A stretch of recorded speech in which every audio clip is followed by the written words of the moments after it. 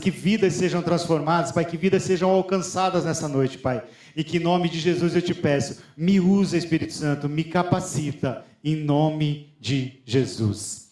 Amém? Glória a Deus. Glória a Deus. Então nós estamos em meio à série de mensagem sobre o poder de Deus, onde nós temos entendido que Deus ele não é apenas poderoso, mas Ele é o Todo-Poderoso.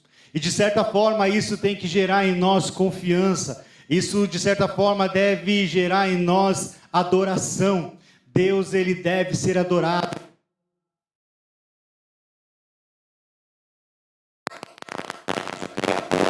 Ele é capaz de sustentar todas as coisas. Um Deus que não é apenas o Criador, mas Ele também tem cuidado da nossa vida. A gente viu ao longo dessa mensagem, então, a respeito de que o fato de Deus ser o grande poderoso, de ser grande em poder, Ele deve ter toda a nossa honra, toda a nossa adoração. A gente viu também o pastor Endre pregando a respeito do poder da oração. Semana passada o pastor André, nosso pastor, ministrou a respeito do que acontece quando o Senhor entra em cena, quando o Senhor age na nossa vida, o que acontece com a nossa vida, quando o Senhor age através dela. E hoje eu quero falar com vocês a respeito do poder da cruz. A salvação como a maior prova, o maior ato do poder de Deus. A maior prova, a maior evidência não só do poder, mas também do amor de Deus. Deus ele não apenas teve o poder de descer aqui na terra e morrer por nós naquela cruz, mas Ele não fez isso apenas porque Ele é poderoso. Ele fez isso porque Ele nos ama. Agora, como nós olharmos para um homem crucificado? Era comum, naquela época, os homens serem crucificados. A gente sabe que ao lado de Jesus tinha mais 2 homens sendo crucificados. Então, como que nós olhamos para um homem sendo moído? Como que nós olhamos para um homem pregado numa cruz? Como que nós olhamos para um homem naquele momento sem expectativa das pessoas por ele? E como que nós podemos olhar para essa cena e dizer que isso é o maior ato do poder de Deus? Como pode isso? Como pode um homem crucificado ser considerado o maior ato do poder de Deus? Porque o homem que ali estava se encontra vivo e coroado de glória e majestade.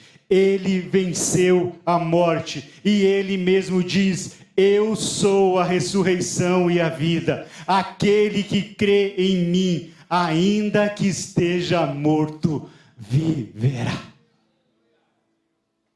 A mensagem essa noite não é a respeito de um homem crucificado. É de alguém que está vivo. A mensagem de hoje não fala de um homem crucificado, fala da esperança para o mundo.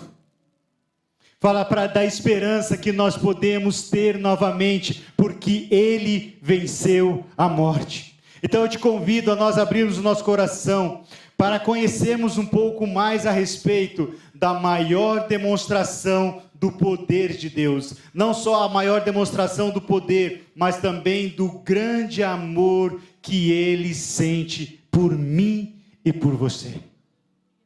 Eu quero te convidar a nós voltarmos lá no início da criação do homem, onde o homem ele tinha um relacionamento perfeito com Deus. Relacionamento esse que nós conhecemos, onde Deus visitava o homem na viração dos dias. Adão ele tinha um relacionamento perfeito com o Senhor. Agora eu quero que você comece a imaginar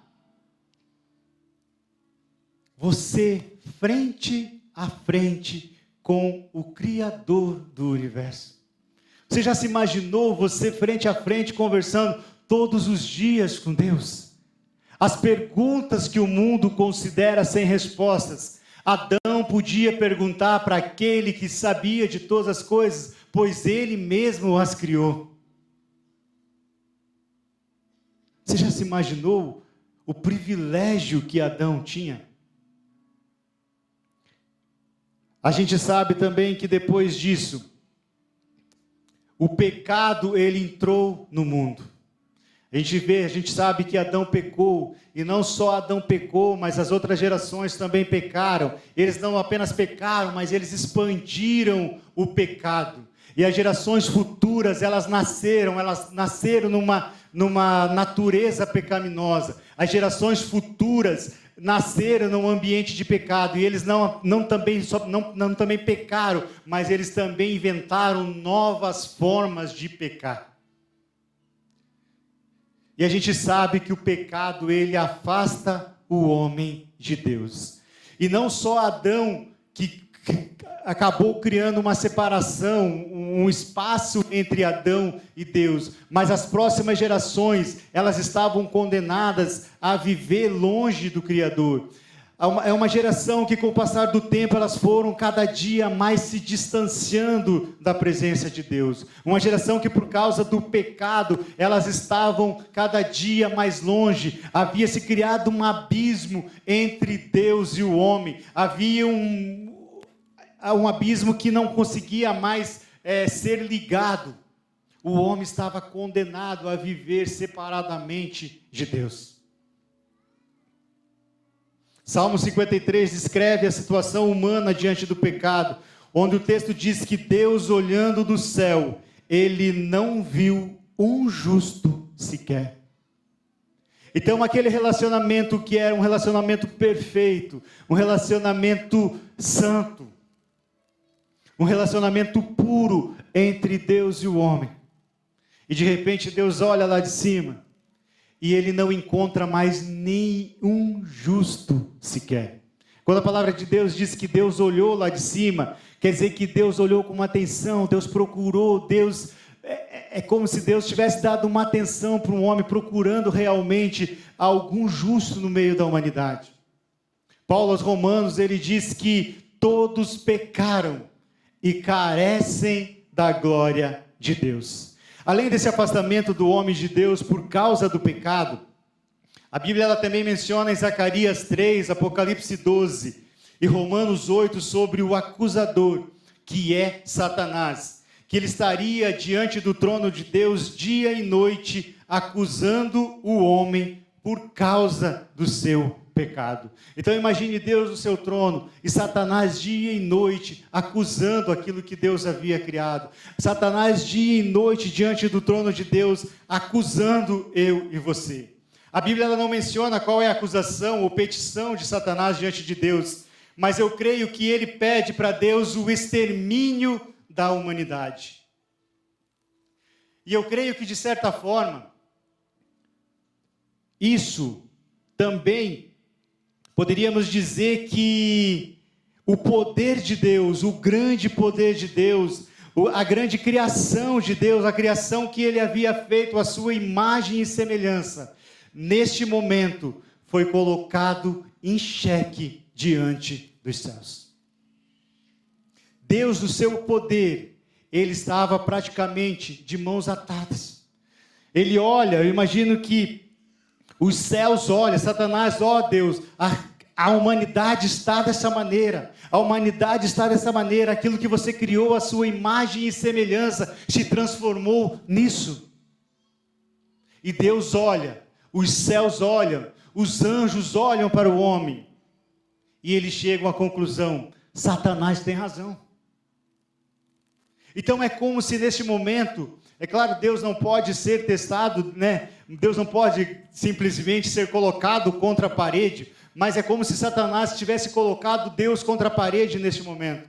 Então eu quero fazer um paralelo disso com o grande poder de Deus. Então imagine um Deus que criou todo o universo. Alguém pelo qual nós não podemos sequer imaginar o tamanho do seu poder. Quando nós olhamos para as coisas que a gente conhece, para as coisas que a gente vê, já fica impossível de nós medirmos o tamanho do poder de Deus.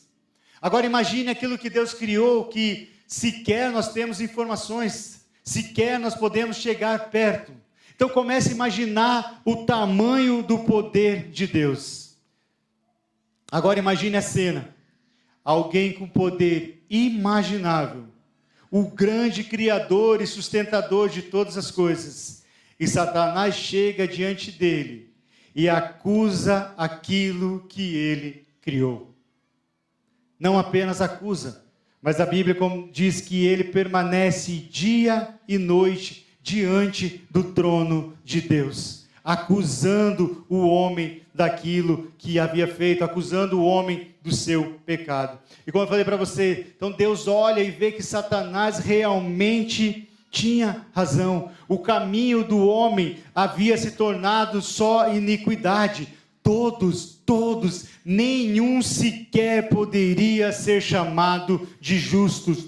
Todos mereciam condenação.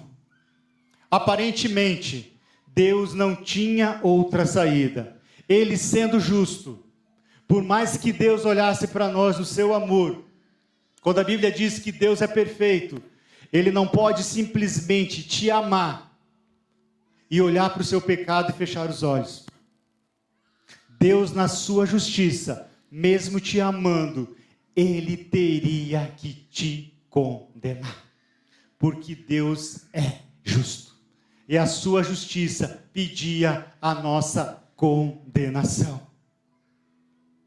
Deus não podia simplesmente, nossa, que lindo que é o homem, eu o amo. Ele teria que me condenar, ele teria que condenar eu e você. Mas a onisciência e sabedoria de Deus nos garante que Ele tem um plano e que Ele nunca é pego de surpresa por eventos inesperados, da mesma forma como nós seres humanos, como um ladrão que chega e leva algo de você quando você está desprevenido.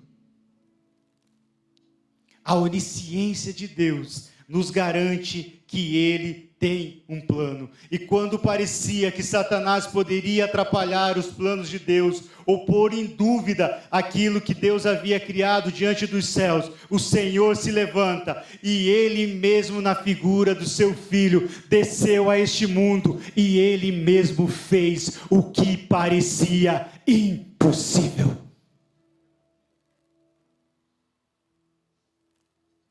O que parecia impossível até para os anjos, Deus mostrou que para Ele tudo é possível.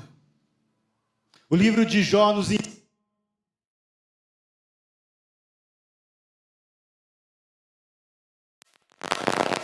para você, condenados por causa dos nossos pecados. E como na representação de Sansão, que um dia na força do seu braço ele arrancou os portões de uma cidade e ele levou no alto de uma montanha, assim Cristo na força do seu braço, ele quebrou os portões do inferno e ele pendurou no alto daquela cruz.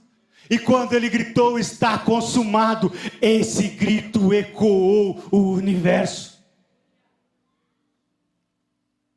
E João, no Apocalipse 12, no versículo 12, do 10 ao 12, ele diz assim: agora veio a salvação e o poder do nosso Deus e a autoridade do seu Cristo, pois foi lançado fora o acusador dos nossos irmãos, que o acusava diante do nosso Deus dia e noite. Eles o venceram pelo sangue do Cordeiro. Portanto, celebrem os céus e os que nele habitam. Aquilo que parecia impossível, a condenação que estava para mim e para você, Cristo anulou naquela cruz. E é por isso que eu falo que a mensagem de hoje não é a respeito de um homem crucificado. A palavra de hoje fala a respeito de esperança. Fala de uma chance que o Senhor nos deu. Romanos 8, a partir do 33, diz: quem tentará acusação contra os escolhidos de Deus? É Deus quem os justifica. Quem é que condena? Pois é Cristo quem morreu, ou antes, quem ressuscitou. Portanto, nenhuma condenação há para os que estão em Cristo. Agora, por que Deus fez isso? Será que Deus não queria perder para Satanás? Será que Deus ficou envergonhado diante de Satanás, quando Satanás chega diante dos céus e acusa aquilo que ele havia criado? Será que Deus não queria perder a briga para Satanás e falar assim, eu vou lá e eu vou resolver essa situação? Não. João 3,16. Deus te amou. Deus te amou de tal maneira. Ele te amou de tal maneira que Ele deu seu Filho. E quando Ele morreu naquela cruz, Ele provou que o seu amor é mais forte do que a morte.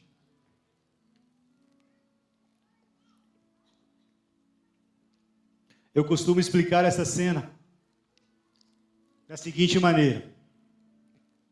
Às vezes eu começo a viajar em umas cenas, e essa é uma cena que eu viajo muito nela, e eu gosto de pensar muito nessa cena. Na minha mente finita, eu fico imaginando um momento onde não havia nada no universo. Apenas Deus e o universo. Não havia os anjos, não havia o homem, obviamente. E de repente Deus começa o seu processo criativo. E sabe o que é mais maluco nessa história? É que quando não havia nada, Deus já havia escrito a minha e a sua história. Quando era apenas o espaço, quando apenas existia o vazio, Deus já tinha um plano para mim e para a sua vida. Então Deus resolve começar a criar as coisas. E Ele cria os anjos. E eu imagino, a Bíblia não fala, mas eu imagino que Deus começa a explicar para os anjos o futuro. Que lá no futuro Ele criaria os homens, e aconteceria isso, aconteceria aquilo. E como os anjos não têm a onisciência, eu imagino que os anjos ficavam sem entender muita coisa daquilo que Deus estava explicando para eles. E de repente Deus resolve criar um homem. E como nós vimos, o homem pecou. E aí então começa a fazer sentido para os anjos aquilo que o Senhor já havia explicado para eles. O projeto que Deus tinha para a humanidade começa a fazer sentido no céu. Então chega um momento em que o Senhor chama o seu filho.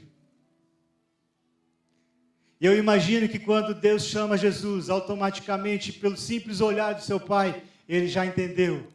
A plenitude dos tempos é chegada. A Bíblia diz que o Senhor enviou o seu Filho na plenitude dos tempos.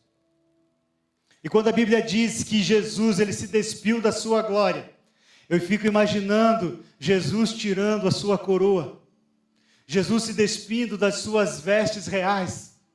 Eu imagino todos os anjos observando aquele momento. Eu imagino Jesus abraçando seu Pai. E neste momento, Jesus é desfeito no céu.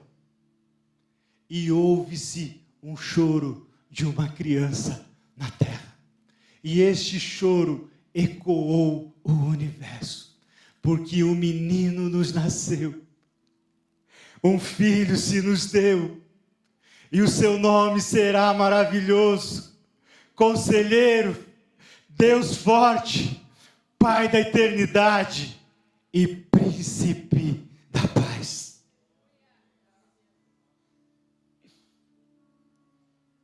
Passada essa introdução,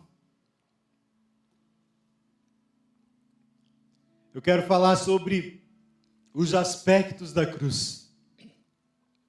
Mas antes de nós entrarmos nos aspectos da cruz, eu quero que você comece a imaginar o maior paradoxo que o mundo já viu. Não existe um paradoxo maior, onde uma simples jovem camponesa segura Deus no colo. aquilo que parecia impossível estava acontecendo. Uma simples jovem tem o privilégio de amamentar o Criador e o sustentador, o projetista de todo o universo. Abra sua Bíblia comigo em João.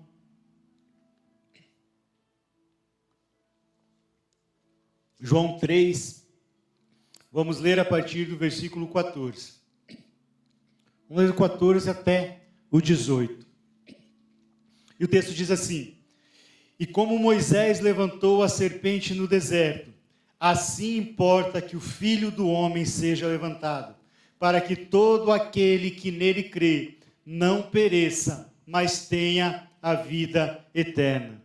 Porque Deus amou o mundo de tal maneira que deu o seu Filho unigênito, para que todo aquele que nele crê não pereça, mas tenha a vida eterna. Porque Deus enviou o seu Filho ao mundo, não para que condenasse o mundo, mas para que o mundo fosse salvo por ele.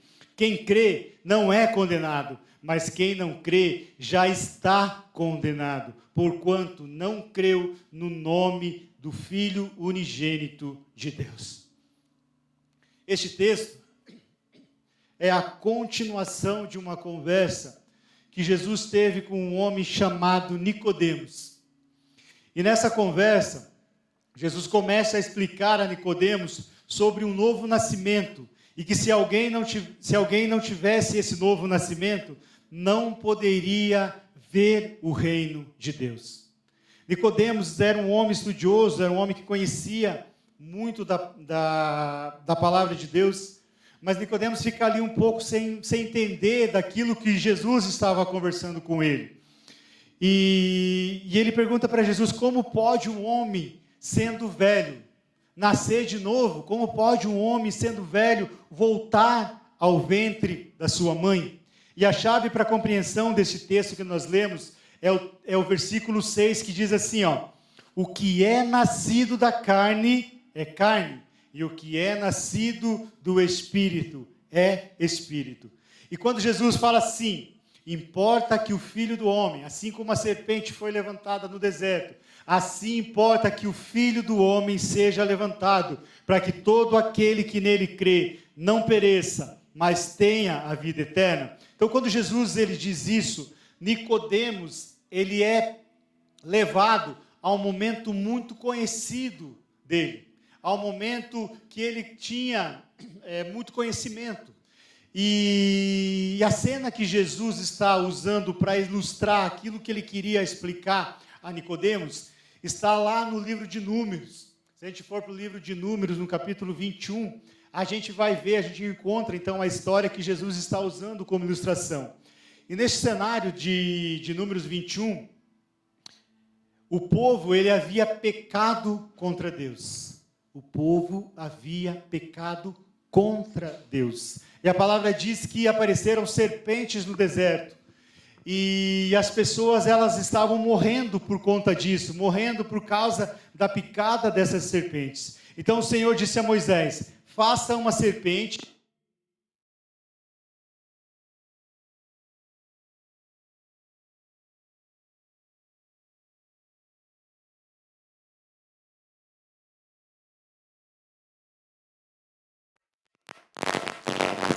da carne, está morto em suas transgressões, pois todos pecaram e carecem da glória de Deus. Mas aquele que crer, aquele que olhar para a cruz, para o poder do poder de Deus, de braços abertos no alto daquele Calvário, aquele que olhar para ele, mesmo que esteja morto em suas transgressões, voltará à vida. Isaías 45, 22, o Senhor dizendo: olhai para mim e sereis salvos, porque eu sou Deus e não há outro. Esse texto de Isaías nos leva a entender que só seremos salvos, só permaneceremos se olharmos para Jesus.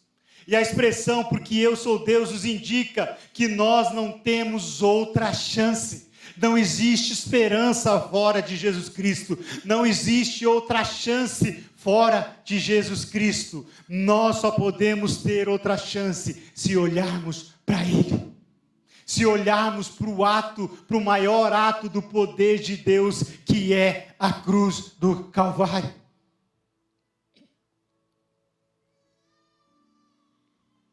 Mas o que é olhar para Ele? O que Isaías está querendo dizer? Olhai para mim e sereis salvos. Olhar para Ele é você olhar para o alto do Calvário e ver as mãos sangrentas de Jesus gotejando misericórdia. É você olhar para o Getsêmani, onde os poros sangrentos do Salvador suam perdão. É você ouvir a voz dele dizendo: olhai para mim e sereis salvos. É você olhar para o cume do Calvário, onde Jesus está consumado. Onde Jesus está dizendo: está consumado. Olhai para mim e serei salvos. Sabe? Entendam por favor, tudo é sobre Ele. Tudo diz respeito àquilo que Cristo fez por mim e por você. Sabe, enquanto você olhar para homens, enquanto você olhar para as circunstâncias da sua vida, enquanto você olhar para você mesmo, não há esperança de um final feliz. Sabe, não entendam mal o Evangelho, achando que a sua justiça pode te levar para Deus. A Bíblia nos diz que o pecado faz separação entre Deus e o homem, mas você reconhece o seu pecado. Então você reconhecendo o seu pecado, isso te faz vir a Ele, pois você entende que Ele é o Cordeiro que tira o pecado do mundo. Marcos 2,17 diz que Ele não veio para convocar justos, mas Ele veio para convocar pecadores. Então que nós possamos reconhecer que somos pecadores e que Ele veio por nós e para nós. Sabe, que nós possamos ver as mãos que foram cravadas, seus pés que verteram sangue, e sabe como encontrar misericórdia? Assim Ele diz: olhai para Ele. Sabe, não olhe para as coisas deste mundo. Não olhe para aquilo que se corrompe. Não olhe para aquilo que é passageiro. Não olhe para você mesmo. Olha para a cruz. Olha para a cruz. E vê que ela está vazia, porque o homem que ali estava se encontra junto do seu trono, sentado ao lado do seu Pai, coroado de glória e majestade.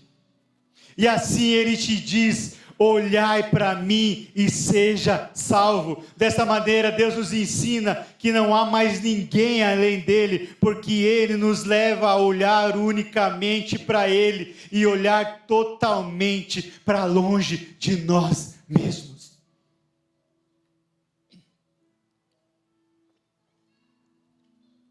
Sabe, nós fazemos a nossa salvação algo tão complicado. Nós inventamos tantas fórmulas, tantas formas de sermos salvos.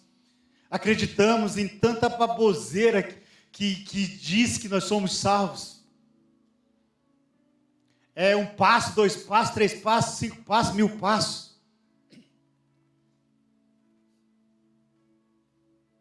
E de repente a gente se vê diante de 3 palavras: olhai para mim. Olhai para Ele.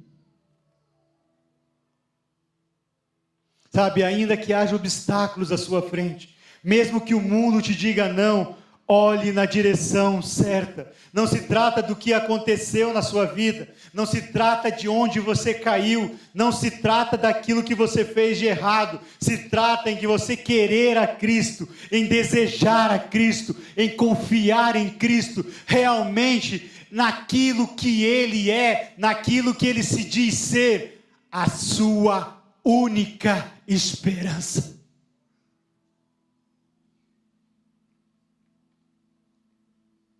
Salmo 34, 5 diz que os que olham para Ele estão radiantes de alegria. Quando nós olhamos para Cristo, automaticamente nos lembramos que ainda há esperança. Quando nós olhamos para o mundo lá fora, talvez a gente diga, não há mais esperança. Quando a gente olha para o nosso cenário político, a gente diz, não há mais esperança. Eu ouço diariamente, eu trabalho no comércio, então eu converso com muitas pessoas, eu vejo diariamente pessoas colocando sua esperança em governadores, em presidentes, sei lá o que, tanta coisa que as pessoas colocam sua esperança.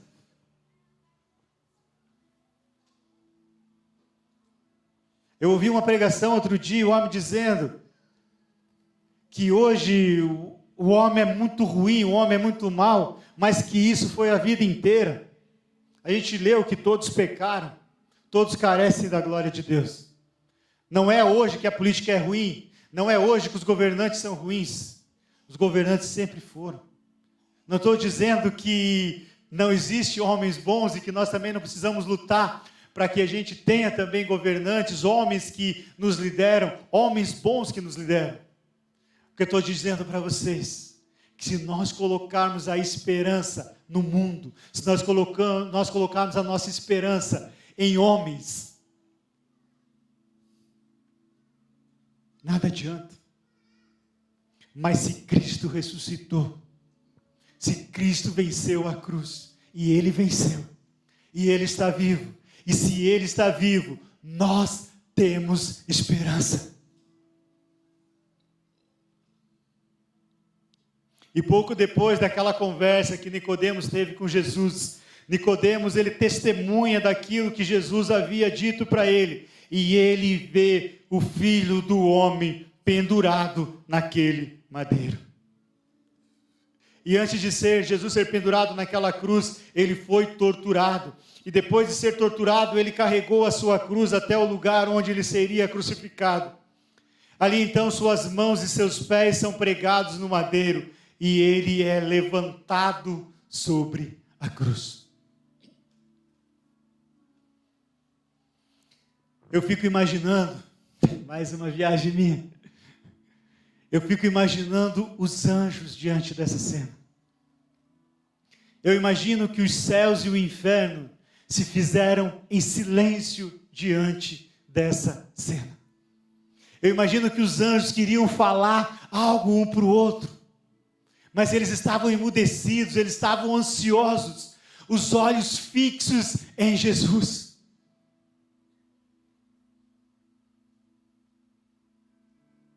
Sabe, talvez para os homens daqueles dias, o cenário, a cruz de Cristo talvez não causou grande impacto, mas o mundo espiritual estava em choque naquele momento.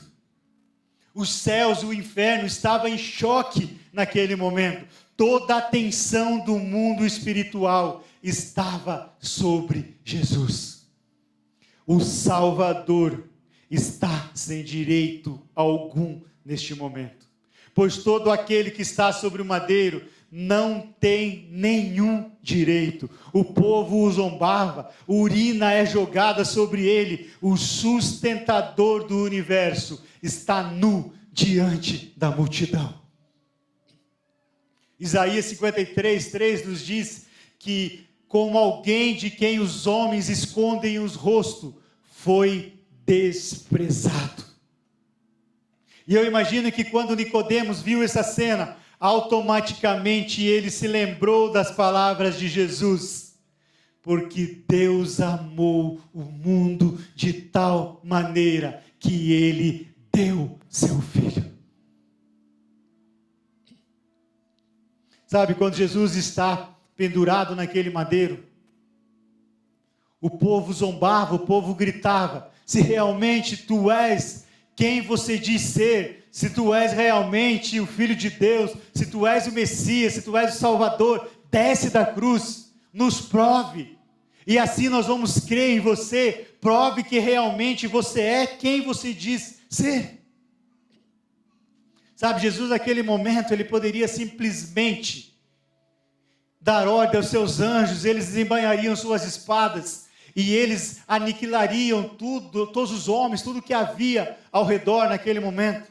Ou Jesus, no seu poder, com um simples sopro, ele poderia dissipar tudo ao seu redor. Mas Jesus, no seu amor, ele permaneceu forte. Ele permaneceu firme. E sabe por que que ele permaneceu firme? Não porque apenas ele te amou, mas porque ele era a sua única saída. Aquele momento era a única saída para a humanidade. E quando Jesus gritou: está consumado, na verdade o que estava sendo dito por trás disso era: acusador, olha para mim, acusador.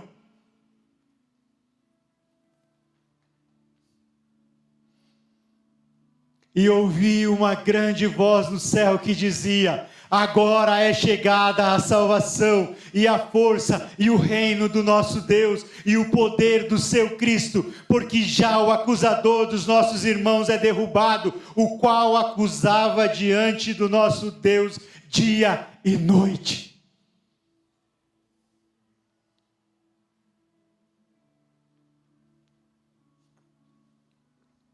Deus não apenas te amou, mas Ele provou o seu amor. Deus não apenas nos amou, mas Ele veio a este mundo para que eu e você tivéssemos uma segunda chance. Sabe, muitas das vezes nós falamos: eu te amo, eu te amo, eu te amo. Mas às vezes falta atitude em nós para provar o quanto nós amamos. Mas Cristo, Ele não te amou apenas com palavras. Cristo doou a sua vida por causa do seu amor. Então a cruz de Cristo, ela é a expressão do maior ato do poder de Deus. E não apenas o maior ato do poder de Deus, mas também o maior ato do amor de Deus. Do amor que Ele sente por mim e por você. Paulo aos Romanos diz que o Evangelho é o poder de Deus para a salvação. E não existe evangelho fora da cruz. Não existe vida fora do sacrifício de Cristo.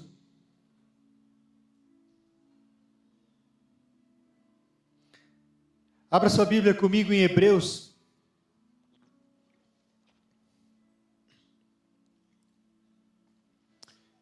Hebreus 2, vamos ler os versículos 1 ao 3.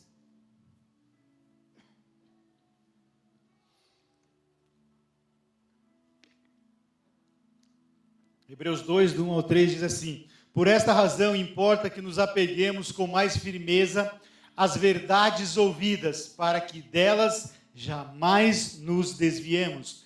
Se, pois, se tornou firme a palavra falada por meio dos anjos, e toda transgressão ou desobediência recebeu justo castigo, como escaparemos nós, se negligenciarmos tão grande salvação?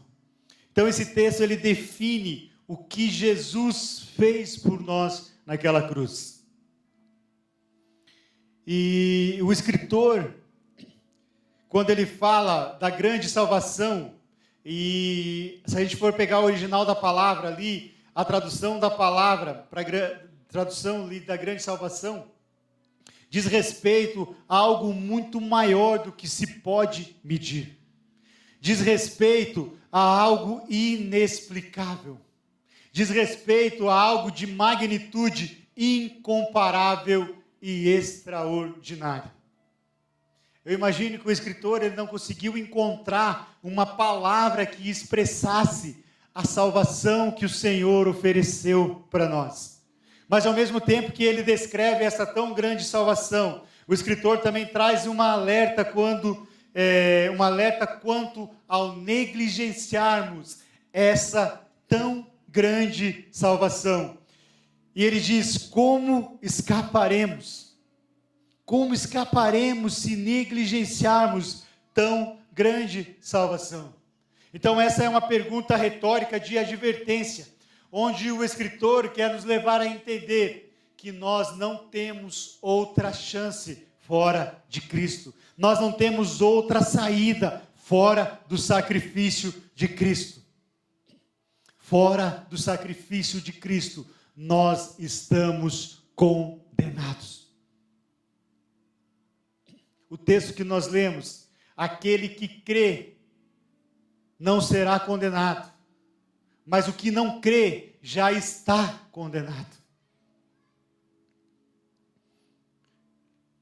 Tempos atrás, minha esposa ela estava falando do evangelho para uma pessoa, e ela estava evangelizando essa pessoa, e essa pessoa disse para ela: eu vou aproveitar a minha vida, e eu creio que antes de eu morrer, Deus vai me dar uma chance de arrependimento. Como nós somos pequenos.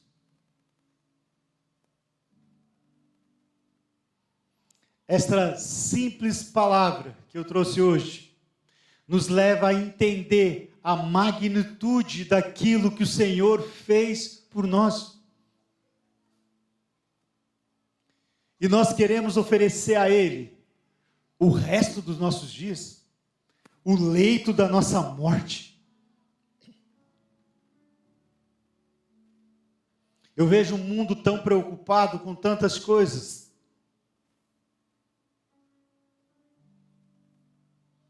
E de repente a gente se vê diante da magnitude que é a salvação que o Senhor trouxe para a nossa vida. Outro dia eu estava conversando com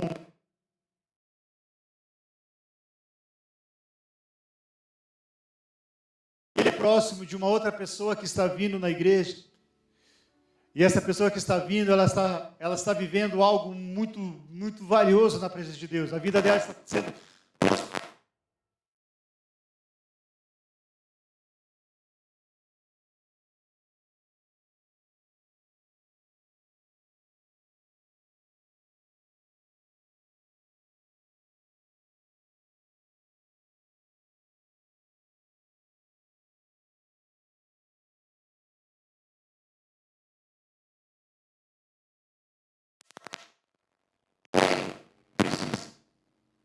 Ele precisa de libertação.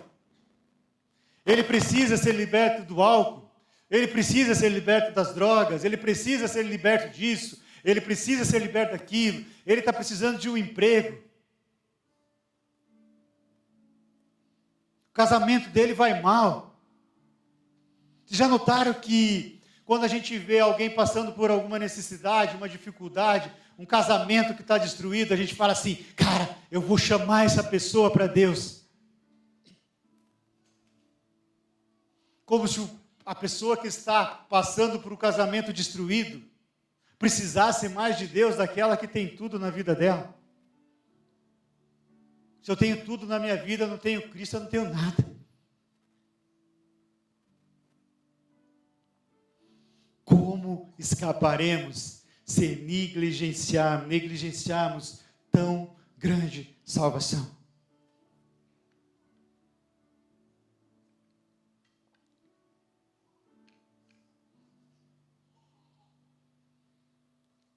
Sabe, quando nós olhamos para a história da humanidade, nós entendemos que a condenação, quando nós olhamos para a Bíblia, nós entendemos que a condenação, ela não se faz na nossa vida porque nós fizemos algo errado, porque nós estamos fazendo algo errado. Nós já nascemos de uma natureza pecaminosa. Nós já nascemos condenados. E somente o sacrifício de Cristo é que pode mudar a nossa natureza. E é por isso que ele diz a Nicodemos: aquele que é nascido da carne é carne.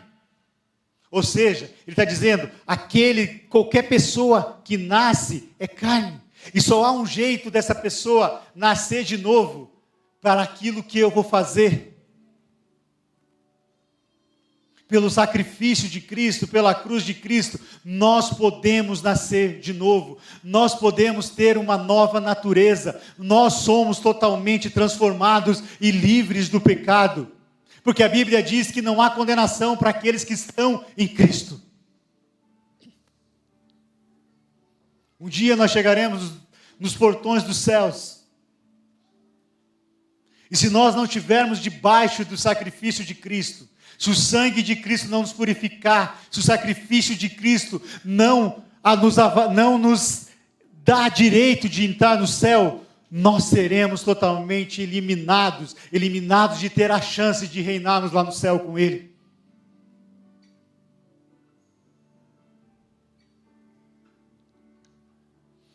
Primeira Coríntios 15:19 diz: se esperamos em Cristo só nesta vida, somos os mais miseráveis de todos os homens.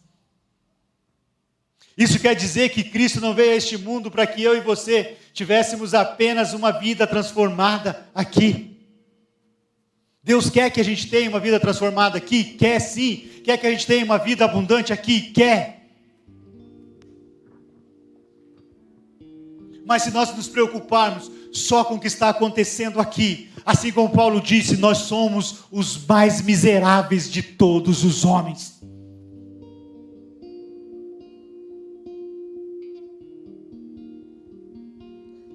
Apocalipse 21:4 diz que quando o Senhor voltar, Ele mesmo limpará de seus olhos toda a lágrima. Isso quer dizer que até lá nós teremos momentos difíceis na nossa vida.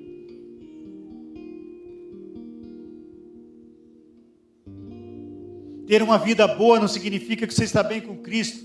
Assim como você está vivendo em tempos difíceis, também não significa que você está bem ou mal com Cristo.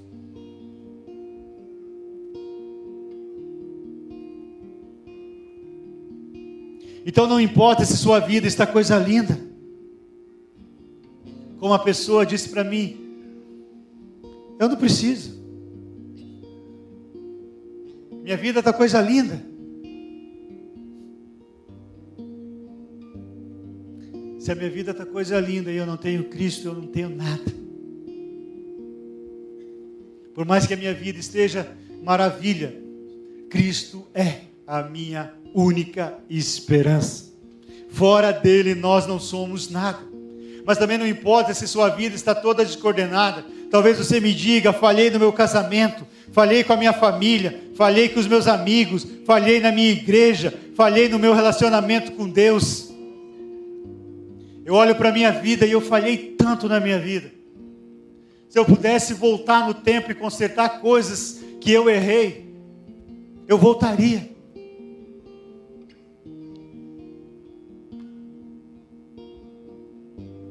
Mas sabe, eu tenho uma péssima notícia para te dar. Essa não é e não será a única vez que você vai falhar.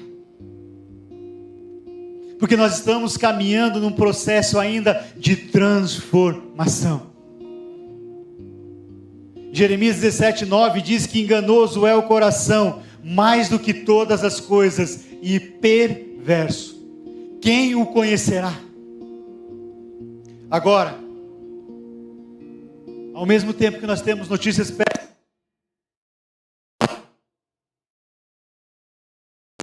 se você olha para a cruz, e vê que ela está vazia e crê que realmente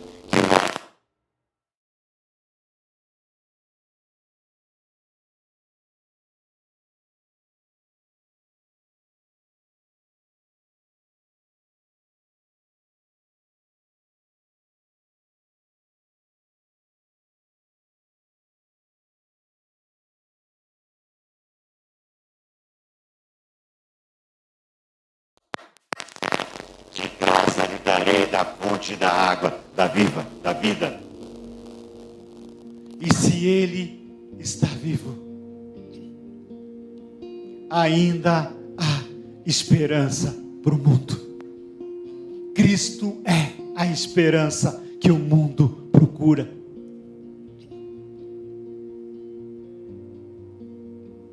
Quero te convidar a ficar de pé neste momento.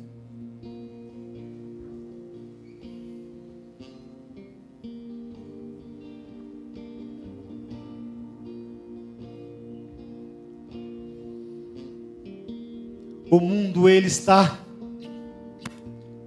carente de Deus. Eu vejo que não existiu, talvez, uma era onde o evangelho foi totalmente pregado. Igrejas, redes sociais, tudo, internet, tudo que você vê, você tem acesso à palavra de Deus. Mas eu também nunca vi uma geração tão vazia de Cristo.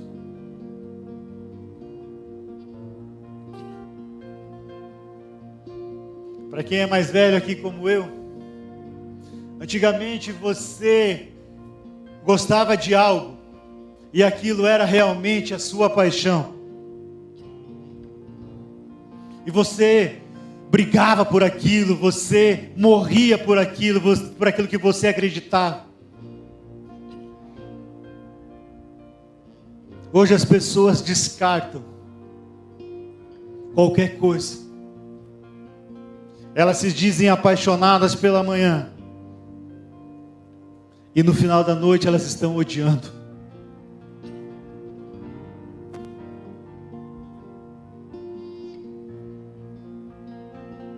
Mas a palavra de Deus diz que Ele plantou em nosso coração uma sede pela eternidade.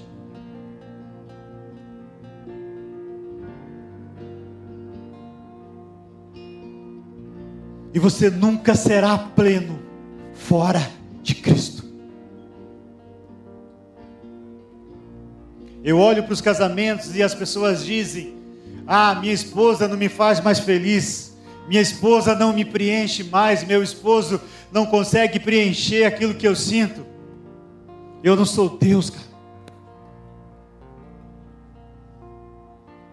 Existe um vazio dentro de você que nada pode preencher. Nem as melhores coisas deste mundo, nem o maior amor, nem seus filhos, nem sua esposa, nada pode preencher. Apenas o amor de Deus pode preencher o vazio que você sente. Nós nunca seremos totalmente plenos fora de Cristo.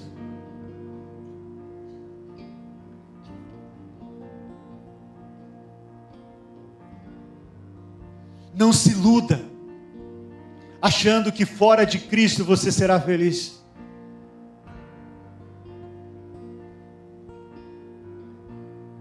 Não se iluda que a riqueza pode te trazer algo. Não se iluda que um casamento pode te trazer algo. Não estou anulando aqui, é claro. Mas o que eu estou tentando te dizer é: você é totalmente dependente de Cristo.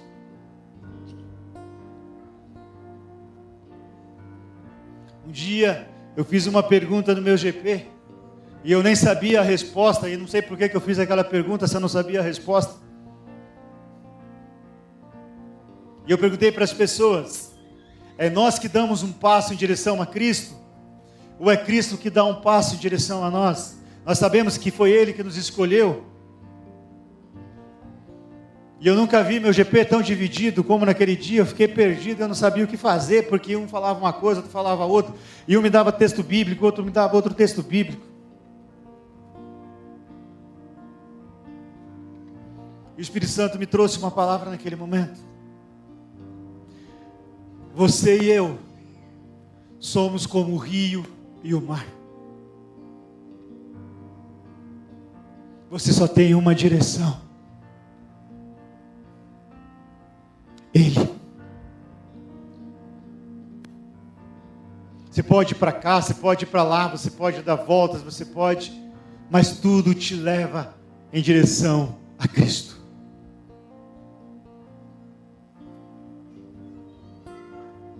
E é por isso que nós vemos as pessoas adorando tantas coisas. Se você chegar numa tribo indígena onde nunca foi falado de Deus, se chegar num lugar onde as pessoas nunca ouviram falar de Jesus Cristo, você vai chegar ali e você vai ver as pessoas adorando algo, adorando uma árvore, adorando o sol, adorando qualquer coisa. Por quê? Porque você nasceu com uma necessidade de um Deus.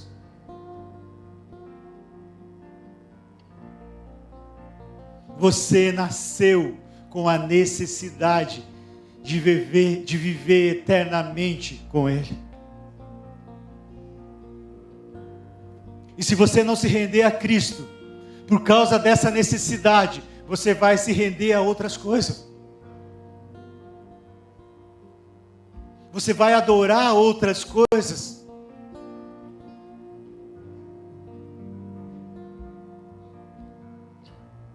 Essa noite foi pregado sobre aquilo que o Senhor fez por mim e por você. Foi pregado a respeito do amor que Ele sente por mim e por você. Eu quero que nós vamos adorar agora, eu quero que você comece a avaliar o que você tem feito com o maior presente que o Senhor poderia te dar. Não existe presente maior que alguém poderia te dar. Não existe presente maior que o Senhor poderia te dar, que é a salvação. Como escaparemos se negligenciarmos tão grande salvação?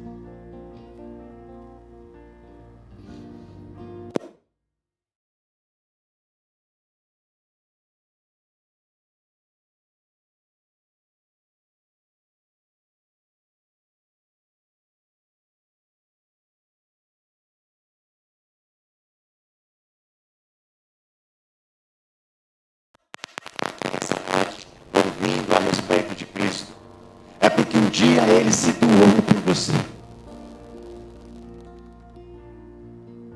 Se o mundo ainda tem esperança, é porque Ele um dia se sacrificou pela humanidade. Vamos adorar.